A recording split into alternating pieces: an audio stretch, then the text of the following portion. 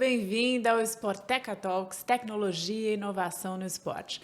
Toda semana, um novo episódio comigo, Beth Romero, jornalista da Se Joga Bet, e convidados experts que estão transformando a indústria do entretenimento esportivo.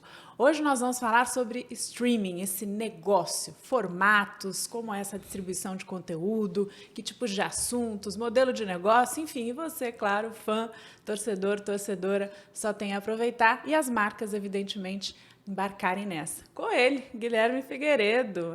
Ele é fundador e diretor executivo da N Sports, o primeiro streaming 100% nacional. Guilherme, bem-vindo. Gui, vou chamar assim, que ele é um amigo conhecido da casa aqui também, muito querido no mercado. Muito obrigado. Muito obrigado pelo convite, Beth. Obrigado, do Tega também. A gente se encontrou já aqui. É um prazer imenso. O baita trabalho que está sendo feito pela Sporteca também.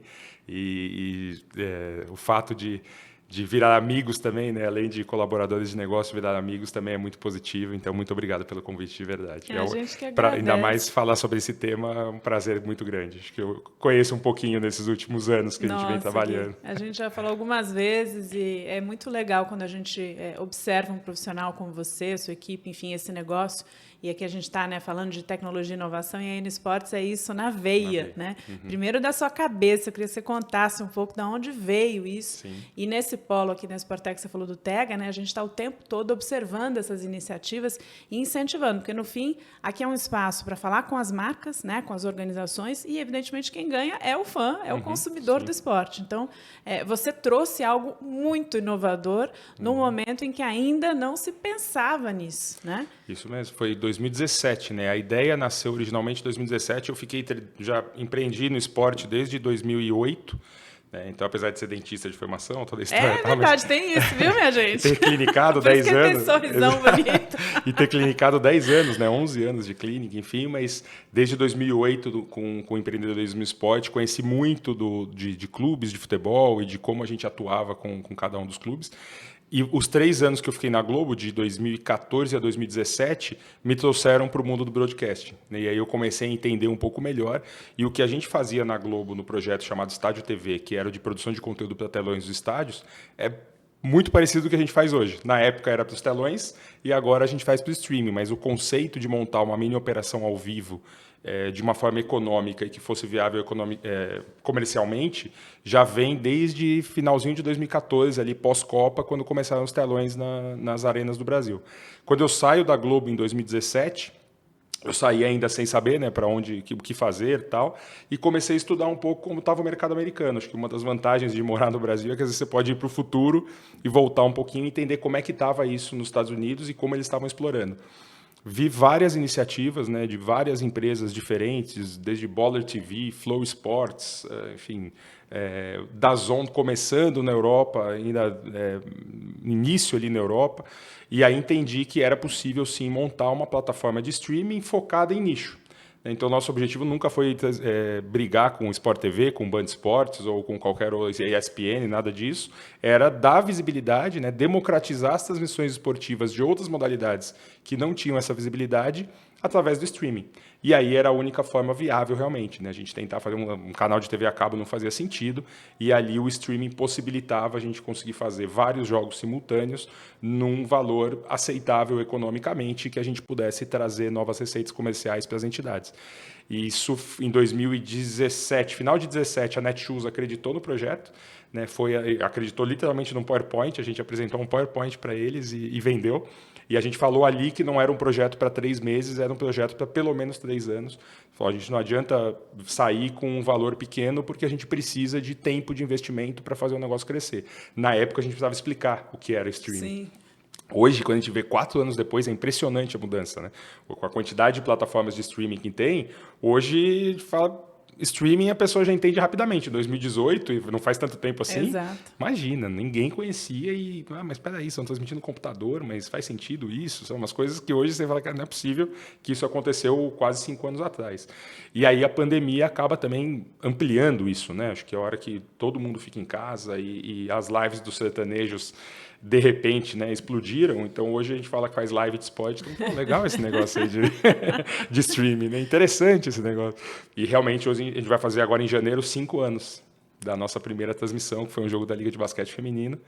E Uma jornada bem interessante nesse período todo. É emocionante mesmo. Acho que quando a gente pensa na qualidade daquilo que é possível levar para o espectador, para o fã, num modelo evidentemente complicado, né, para vocês que montam, mas numa operação um pouco mais simples, como você comentou, e as possibilidades de negócios e de consumo, tá certo? Porque até então esses usuários, né, esses fãs, não poderiam assistir isso em lugar nenhum. Sim. E hoje nós estamos falando de quantos canais? Vamos passar um pouco aqui. Tem o Canal Olímpico do Brasil, né? São 17 canais em operação hoje. O Canal Olímpico do né? Brasil, o Canal Vôlei Brasil, a Liga Nacional de Futsal, a Liga de Futsal Feminino, o Campeonato Catarinense, Paranaense, Mineiro, Série C do Campeonato Brasileiro. Por aí vai. Atletismo, natação, ginástica. Então, hoje a gente tem realmente uma gama beach tênis, né? Tem uma gama Coritiba e Paysandu, a gente faz os canais dos dois clubes também. No Coritiba, a gente transmite o Campeonato Paranaense com uma narração específica de Curitiba, então, enfim, tem hoje uma série de canais diferentes. Uma coisa muito legal que você falou da questão de qualidade, isso foi uma aposta nossa lá atrás também, quando se falava de streaming, aquela transmissão ruim, Sim. de uma câmera com grafismo ruim, não dá para ver direito a bola, tal, e isso a gente entendia que precisava mudar, né? E isso a gente realmente conseguiu fazer. Acho que a qualidade de grafismo e a qualidade de narração e comentários que a gente colocou no projeto, isso muda completamente o jogo, porque aí a pessoa entende que é quase uma transmissão de TV, que o meio é o streaming. Então, não é vamos aqui colocar uma câmera de celular e vamos transmitir para as pessoas poderem ver. Não é esse o conceito. O conceito é justamente trazer uma qualidade de transmissão, aproveitar o digital, né, a possibilidade de interação e a velocidade muito maior que tem o digital, mas trazendo com qualidade para os espectadores. E aí, realmente, a gente hoje faz a Liga de Futsal Feminino com a mesma qualidade de operação que a gente faz o Campeonato Brasileiro para o exterior. Hoje a N Sports cuida de toda a parte de produção do Brasileirão para o exterior, Série A e B. São 760 jogos entre Série A e B, com narração português e inglês, enfim, uma quantidade enorme de eventos.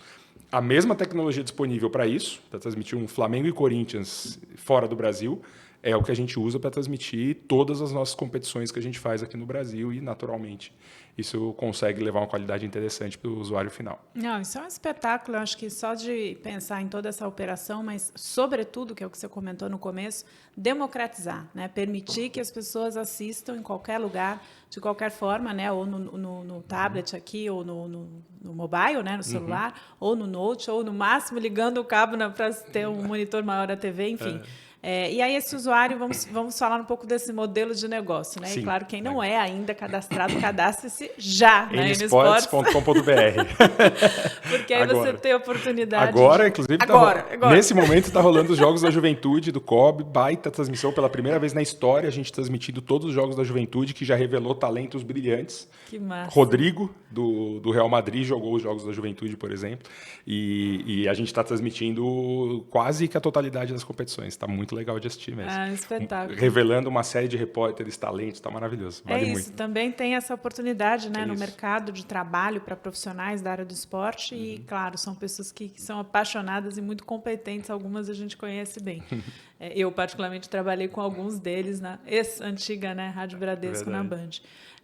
Mas, enfim, aí você tem uma oportunidade para o usuário de conteúdos abertos, né, para ele assistir, e tem um formato de conteúdos pagos. E o teu negócio é com as organizações, né? Então, você fecha o contrato, os direitos com confederações, federações ou eventuais detentores aí de direitos de transmissão. Não sei se tem alguma outra organização que não estas. Sim, então, conta um pouco como é que é esse modelo de negócio, né, Gui? Porque eu acho que isso também facilita para as marcas que nos acompanham e, obviamente, o usuário vai entender como trafegar melhor nesse universo de conteúdo. Sim, e acho que esse é um ponto que continua disruptivo ainda, né? Hoje a gente vê 4 anos depois, várias plataformas de streaming, enfim, a tecnologia já não é grande, né, ciência de foguete, o modelo de negócio ainda continua diferente. Hoje a gente, desde o início, a gente trabalha em parceria com as entidades esportivas. Então, o trabalho é de criação do canal oficial de streaming daquela entidade, seja do COB, seja da CBV, seja da Liga Futsal e assim por diante.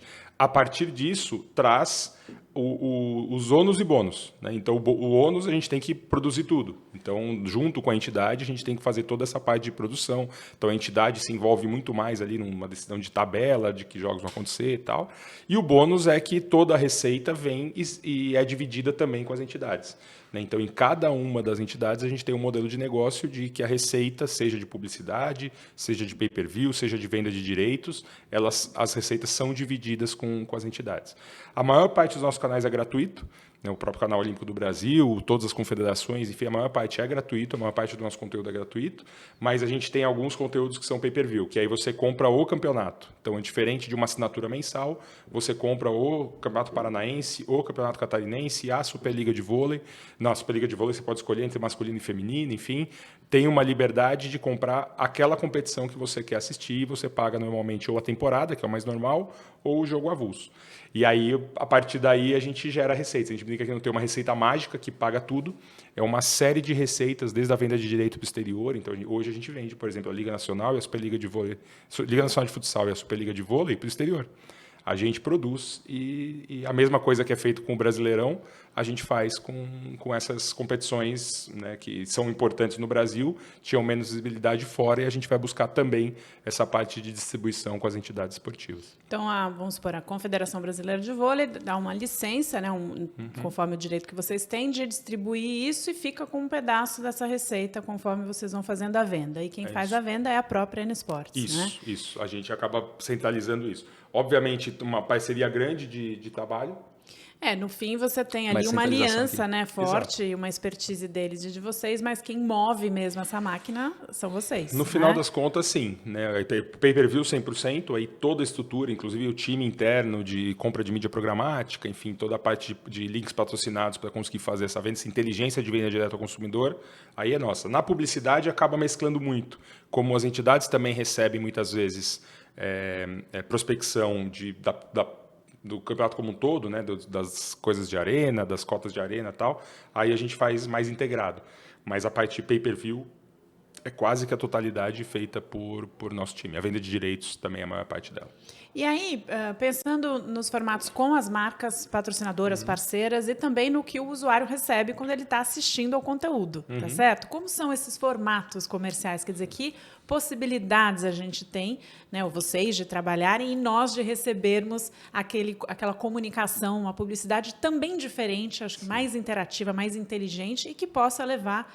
Em alguns momentos, a gente discutiu aqui um parênteses com o Peter, que já esteve aqui no Sporteca Talks recentemente, Peter Rodrigues, que é do Facebook, então, da Meta, né? Mas, enfim, Facebook, Instagram, etc.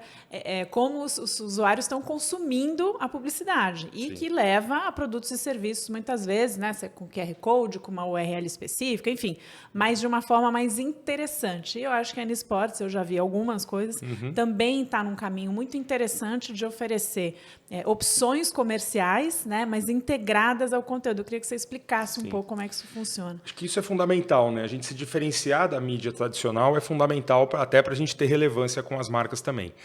O primeiro ponto é esse. A gente tem as entregas de mídia convencionais, né? Então comercial, selo, foguete, enfim, display ads, essas mídias convencionais naturalmente a gente tem, porque é uma transmissão. Só que o fato da gente coordenar toda a produção gráfica dá uma liberdade enorme. O QR Code a gente já faz muito antes até de ser moda ali no pós-pandemia, que ali, né, acho que foi o momento que popularizou essa questão do QR Code. Mas essa parte de inserções gráficas, odds, por exemplo, na tela durante os jogos para casas de apostas, a gente já faz há muito tempo, e esse é o tipo de possibilidade gráfica super simples de fazer, inclusive envolvendo narradores e comentaristas dentro da... A gente chegou a ter narração específica de betting, por exemplo, um comentarista de betting na transmissão. Isso é um ponto durante as transmissões. O que é muito forte também é a produção de conteúdo pós, né? Pré ou nem vou dizer pós, a produção de conteúdo a partir do evento, tanto pré quanto pós. Então, destaques das partidas, melhor gol, melhor assistência, melhor drible, um lance de curiosidade, enfim. Esses materiais aí o nosso time também faz muitos recortes e isso acaba sendo patrocinado. Então, tem o Gol Sala Pro da semana, que é da Umbro, é o gol mais bonito do futsal. Conexão Corona da rodada é a assistência mais bonita da rodada. A Veda City comprou a defesa da semana porque veda o gol do futsal e assim por diante. Então, tem esses conteúdos patrocinados que são diferentes. E tem um terceiro ponto, que é uma das grandes vantagens do digital, que é a ativação da base. Hoje, nós temos na plataforma 1.300.000 pessoas cadastradas, que a gente sabe quem gosta de qual modalidade. Então, são 200 mil do vôlei, 200 mil do Canal Olímpico do Brasil, 150 mil de futsal e assim por diante, que a gente consegue categorizar e a gente trata essa base de uma forma muito constante. A gente manda por volta de 4 milhões de e-mails por mês. Nossa, com conteúdo. É bastante e-mail com conteúdo. E aí, o que isso traz? Uma taxa de abertura altíssima. A gente tem uma taxa de abertura de quase 28% dos nossos e-mails, porque é conteúdo, né? Se você manda conteúdo de vôlei para uma pessoa que se cadastrou por causa do vôlei, a chance dela abrir é naturalmente maior. E aí, dentro disso, é possível fazer entregas comerciais que estejam misturadas ali com conteúdo. Aquela famosa propaganda que você nem percebe que é propaganda, né? Acho que é uma das coisas que a gente mais gosta de fazer e provoca as marcas para fazer junto conosco. É porque é o único local que aquele fã, aquele usuário pode assistir, tá certo? É parte do nosso difícil conteúdo você é ter acesso, porque, óbvio, vocês amarraram também os direitos, porque isso não tem possibilidade de estar em outros canais, porque vocês têm os canais das organizações, acho que esse é um ponto, né? Um ambiente proprietário, oficial daquelas organizações. Às vezes tem uma confluência, né, que alguns jogos ou alguns eventos passam também na TV aberta ou fechada, mas isso vocês encaixam. E aí eu queria que você contasse um pouco desse perfil desse consumidor, desse usuário, né? Como é que a tecnologia, como é que as ideias inovadoras vão ajudando a entender melhor, a trabalhar com esse fã, a trazê-lo para outras coisas que às vezes ele não ou ela não conhece, né? Gosta de vôlei, mas em que momento eles começam a acompanhar outras coisas? Como eles assistem? Né? Primeiro ponto muito, muito, muito importante, super jovem. Né? Quando a gente pega um recorte de TV a cabo, hoje 75%, 80% é 40 a mais. Quando a gente pega o recorte de N Sports, a gente tem 73%, 44 menos. Então é um público extremamente jovem, natural, né? Até pela própria tecnologia, e antes era mais ainda, né? Acho que isso tem, pós-pandemia também mudou muito leve, mas hoje o público é super jovem e extremamente conectado. 69% do nosso público assiste no celular como primeira tela. E aí, muitas vezes, ele espelha na TV. Já é outra relação com a TV. A TV, ela vira um hardware. Ele está no celular, ele espelha na tela e continua no WhatsApp ali. Só para ter um monitor maior, mais ou menos isso. Exatamente, só para ter um monitor. A TV é basicamente um hardware maior que ele vai lá e assiste. E isso a gente percebe. Né? No nosso Analytics, ele aparece como celular. Mas quando você vê, né, a experiência de usuário, até a galera marcando a N Sports em redes sociais, você vê que claramente ele está na tela, às vezes com cabo do celular, às vezes com... E a gente brinca, falando, o que é TV a cabo, o que é TV aberta hoje, né? Se você está jogando para a TV um conteúdo gratuito, isso é TV aberta ou streaming, né? Meio maluco o negócio agora. E isso é algo que realmente a gente percebe do nosso público. Uma outra coisa interessante, a gente tem nessa questão de conhecimento de base, a gente colocou uma DMP por trás, né? A Naveg hoje é nossa parceira na parte de data management por trás da plataforma, e hoje a gente consegue saber, em comparação com o tráfego geral da internet, afinidades por marcas e produtos, produtos e interesses desse público.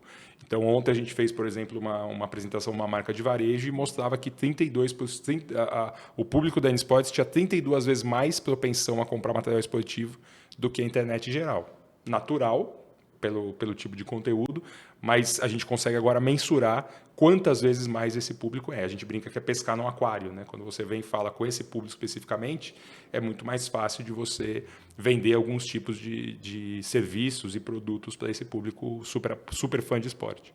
E aí essa jornada de como que as pessoas podem passar a conhecer mais dos outros esportes, né? Você tem hoje o Canal Olímpico, a gente está às voltas com uma jornada até Paris 2024, que está com uma proposta muito interessante de trazer o consumidor para o jogo, né? Ou seja, levar isso de uma forma mais dinâmica no dia a dia, falar com esse fã, trazer o esporte como um contexto socioambiental, né? Eu mesma trabalho bastante com isso.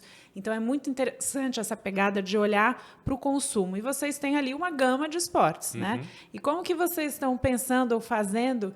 É óbvio, tem aquela pessoa que gosta daquela modalidade, se cadastrou ali, assiste aquilo, mas como que é essa jornada para fazer com que até vocês usem esse cruzamento da base para ir depois para aumentar o interesse? Sim, a gente sempre brinca que vários nichos pequenos formam um nicho muito grande. E uma das vantagens que a gente traz para as entidades é o fato de, às vezes, ela entra para assistir o futsal e vê que está acontecendo a Superliga e, naturalmente, acaba tendo uma afinidade, porque são muito apaixonados pelo esporte.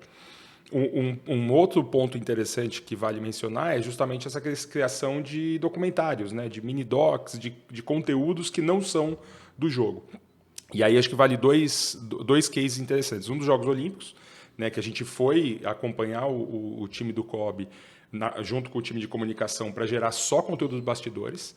E aí espalhamos, o canal Olímpico do Brasil era uma das plataformas, a gente espalhou pelas redes sociais todas, enfim, conteúdo gerado a partir dali e a repercussão foi imensa, né? A gente tem videozinhos de TikTok com 15, 20 milhões de views. O número a possibilidade de espalhar essa mensagem é muito grande. O segundo ponto é uma parte mais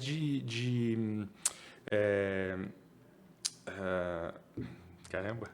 Eu estou tentando ver como é que eu ajudaria aqui, porque é tanto assunto, né? Como é que você traz essa pessoa do interesse? Meu Deus do céu, eu tinha falado dos documentos.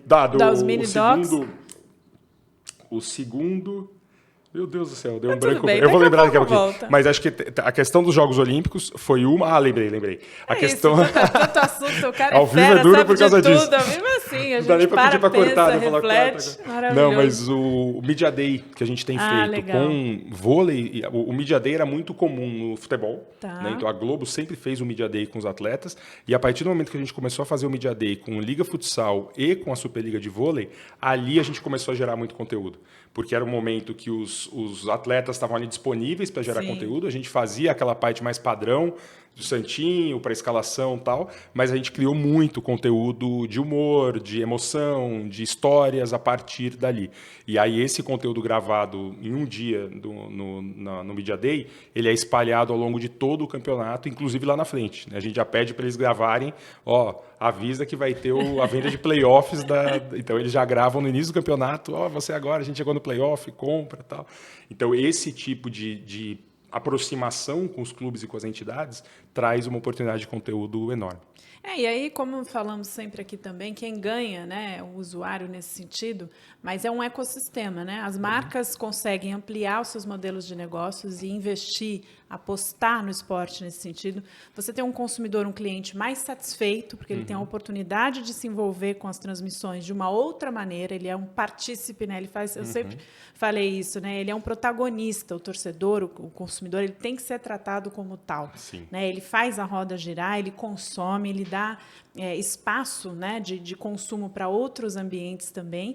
E, evidentemente, o ídolo, né, o atleta, é uma figura de referência para quem curte o esporte, que a gente também sabe que há diferenças, né? Quando a gente fala fã, torcedor, torcedora, tem níveis diferentes. Né? A pessoa que consome só o conteúdo, curte, vai ao espaço físico, ou não vai, só curte. A pessoa que pratica, né? Então tem essas diferenças, é claro. A gente vai conversar em breve aí com o Colagross, que hoje está no Corinthians, e parceiros, né, aqui da Sporteca com o app, né, do Universo SCCP, ou seja, que faz todo o conteúdo via OneFan. Então tem essas diferenças. Eu imagino que vocês tenham também essa fotografia, né? E como a gente fala às vezes até do fã de basquete /NBA, né, que tem um perfil, porque aí envolve também lifestyle, né, o estilo de vida, a cultura de cada modalidade, e você consome outras coisas envolvidas nesse ambiente do esporte, que é muito interessante também. Então, acho que quando a marca percebe isso, vocês são essa plataforma de inspiração. E tem todo um outro lado que eu queria que você comentasse também, de inspirar jovens, de inspirar o mercado de trabalho. Quer dizer, hoje a N-Sports também é um reduto de profissionalização, né?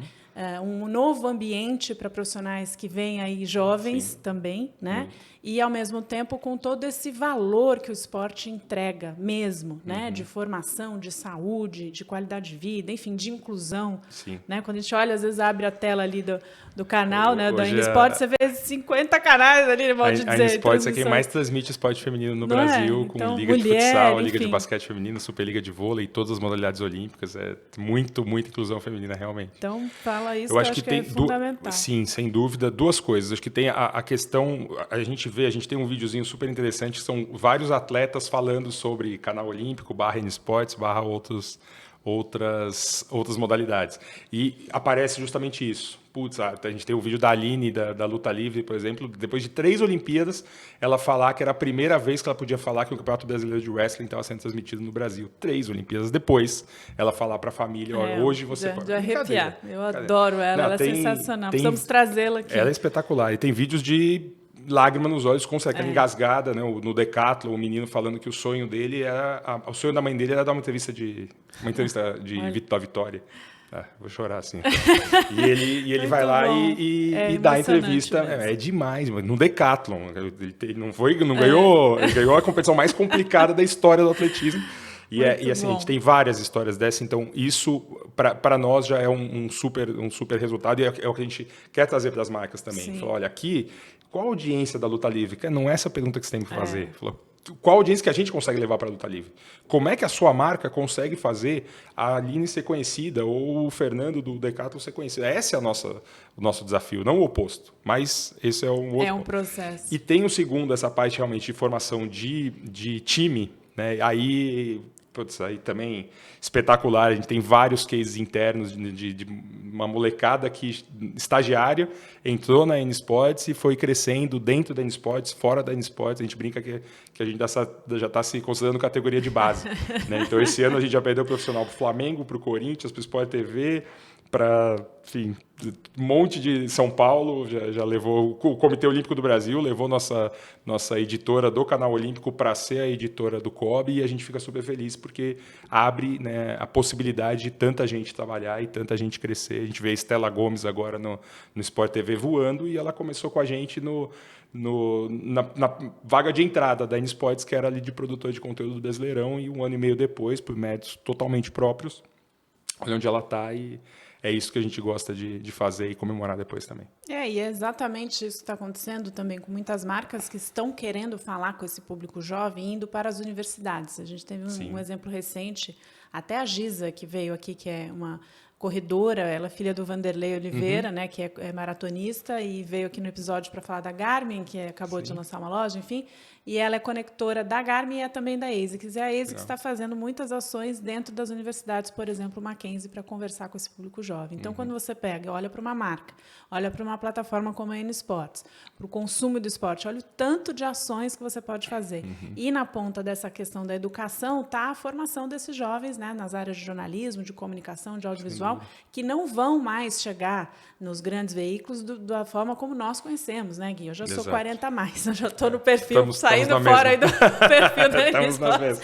Mas, assim, eu também estou trabalhando com universitários, né? Hoje tenho uma equipe de 15 jovens da Uninove que recentemente vieram conhecer a Sportec e ficaram maravilhados, né? São alunos de jornalismo. Então, você pega uma universidade com 180 mil alunos e mais de 8 mil alunos nos cursos de comunicação, né, que envolvem todas as disciplinas aí. Não vão chegar, mas olha as oportunidades. A hora que eles olham aqui e falam, eu posso ser um desenvolvedor, eu posso trabalhar com tecnologia e inovação no esporte, eu posso ser um novo assessor de organizações, né? Vocês hoje têm as principais com vocês. Posso estar num ambiente de streaming. Então, posso ir para a entidade a partir... Também. E a N-Sports acaba muitas vezes sendo, não a N-Sports, mas todos os players desse segmento acabam sendo um trampolim, às vezes, para ir para a entidade, para quem gostaria de estar em uma entidade, realmente tem. Então, você vê como a educação, né, o esporte na veia, vocês estão fazendo isso, trabalho de educação, de formação. Então, é isso que a marca tem que olhar mesmo, né? Quais são os valores e quais são as oportunidades. E, por fim, que a gente já está chegando aqui na reta, aqueles 20 metros ali, né? Devagar para poder curtir, mas eu brinco que já fica o convite para o próximo episódio. Como é que vocês estão usando as redes sociais para impulsionar o trabalho da plataforma? Porque, evidentemente, quando vocês têm os canais proprietários, ali é o teu terreno, né? Eu brinco, eu te falo que a gente fica jogando sementinha no terreno alheio, que são as redes sociais, mas importantes. Como é que vocês estão fazendo esse trabalho, de um modo geral, né? Porque eu sei que cada canal ou cada situação requer uma atuação, mas só um panorama disso. O primeiro ponto foi capacitando nosso time de redes sociais, né? Então, claramente, hoje nosso time de redes sociais é muito mais competente, muito mais diverso e muito mais amplo do que a gente tinha lá atrás, quando era apenas nosso time de conteúdo gerando para a rede social. Hoje não, a gente tem um time de redes sociais que pensa rede social e pensa o que precisa ter naquela rede social para demandar a área de conteúdo. E isso mudou tudo. A gente vê o nosso TikTok, por exemplo, hoje tem quase 320 ou 330 mil seguidores, Como a gente conseguiu isso? Trazendo TikTokers. Não vou ser eu com 45 anos que vou definir o que vai ser feito no TikTok. A gente trouxe 2, 3, 4 TikTokers que já tinham 200 mil seguidores. Magicamente, eles fizeram a N Sports ter 300 mil, porque conhece a plataforma, conhece o público, conhecem a forma de utilização do conteúdo para crescer naquela plataforma. A mesma coisa, acabamos de bater 100 mil inscritos no YouTube agora, vamos ganhar uma plaquinha do YouTube, super feliz, legal, super comemorada lá e tal. E isso, né, aproveitando as redes sociais para levar o público depois para o OTT próprio. Então, a gente entendeu que essa distribuição foi uma coisa que a gente mudou muito durante a pandemia, de distribuir melhor o nosso conteúdo. A partir do momento que eu tenho o conteúdo, como a gente vai monetizá-lo é o menos importante. A plataforma OTT é uma roda da engrenagem. A engrenagem é muito maior. Hoje a gente tem distribuído TV aberta. A Liga de Basquete Feminino na Cultura, quem produz é a N Sports. A gente fez agora um projeto com a Rede TV de LNF, que pena que não saiu, porque foi super em cima da hora, mas para 2023 a gente vai levar a LNF de volta para a TV aberta, se Deus quiser, em horário nobre. Que legal. Estamos fazendo com o Band Esportes a Liga de Futsal Feminino no Band Esportes. Então, o Sport TV, Troféu Brasil de Natação, Pan-Americano de Ginástica, beach tênis, tudo em parceria com o Sport TV e hoje eles já entendem a gente como uma boa produtora de conteúdo para fazer esse tipo de parceria. Então, Twitch, por exemplo, a gente tem feito reacts com o estagiário lá da Fúria, com a Nazinha do Gaules, enfim, tem aproveitado o máximo possível para distribuir esse conteúdo e monetizar nas suas mais variadas formas. Muito bem, dá para falar sobre alguma novidade que vem aí? Dá para jantar? Olha, algo assim? Ou acho não? que Aproveitar? Acho que tem uma parte de experiência imersiva, né? A gente fala muito em metaverso, enfim, e a gente brinca que o Counter-Strike já é um metaverso há 20 anos, né? É impressionante falarem que é novo, o Counter-Strike é Fortnite, PUBG, são todos metaversos. E hoje a gente entende que a gente foi muito, muito inovador em 2018 com a plataforma de streaming das entidades e tal. Hoje já não é tão diferente assim e existem outros players que fazem. E a gente está pensando em como é que a gente conseguiria fazer uma experiência mais imersiva disso e talvez tenha algumas novidades esse ano ainda, comecinho do ano que vem. Nessa linha é algo que a gente aposta muito. De novo, a mesma coisa que eu falei para a Netshoes em 2017, não para 2023. Vai ser para 2028, talvez. Né? E aí, lá em 2028, fala, pô, como é que... Aí a gente vai falar hoje, olha, o Guilherme foi muito... É o N Sports hoje. E esse é um ponto interessante também de falar. Em 2017 era N Sports do Gui. Em 2018 era N Sports do Gui. Hoje não. Hoje é um time maravilhoso. Você conhece boa parte deles, inclusive. É um time maravilhoso, trabalhando, super competente na parte de conteúdo, de produto, engenharia, tecnologia, marketing, B2C. Então, um dos nossos grandes crescimentos de 2022 foi a gente conseguir estruturar uma equipe para que não seja mais N Sports do Gui.